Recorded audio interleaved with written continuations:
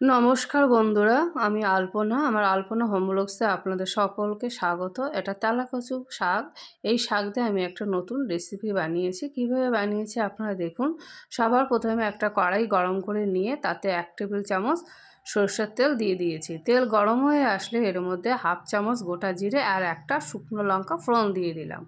আর একটা মাঝারি সাইজের পেঁয়াজ কুচি কুচি করে কেটে নিয়ে এর মধ্যে দিয়ে চামচের সাহায্যে ভালো করে নেড়ে চেড়ে আমি লাল লাল করে ভেজে নিয়েছি।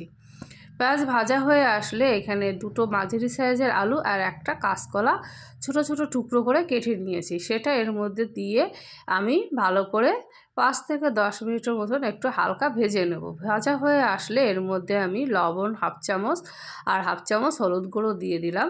দিয়ে আবার কিছুক্ষণ আমি এখানে না ঢেকে আমি হালকা চামচের সাহায্যে নেড়ে হালকা করে ভেজে নিয়ে নেব। এবং সবজিটাকে সিদ্ধ করার জন্য আমি 5 থেকে 10 মিনিটের জন্য আমি একটা ঢাকনা দিয়ে ঢেকে রেখে দিলাম।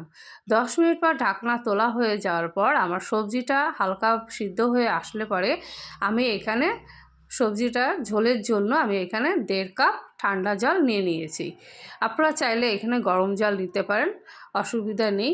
এবার আমি এখানে 1/2 চামচ গুঁড়ো জিরেটাকে আমি শুকনো খোলায় ভেজে নিয়ে আমি এখানে গুঁড়ো বানিয়ে নিয়েছি, সেই 1/2 চামচ দিয়ে দিলাম। দিয়ে আমি ভালো করে নাড়িয়ে চেড়ে নিয়ে এর মধ্যে আগে থেকে তেলাকচু শাক আমি পরিষ্কার করে ধুয়ে অফ ক্যামেরা রেখেছিলাম, সেটা আমি এখানে দিয়ে দিলাম। দিয়ে আমি কিছুক্ষণ 5 থেকে 10 মিনিটের জন্য ভালো করে জাল দেবো। জাল দিয়ে আসলে জলটা সামান্য ফুটে আসলে এখানে আমি 2টো কাঁচা লঙ্কা চিড়ে দিয়ে দিলাম ঝালের জন্য।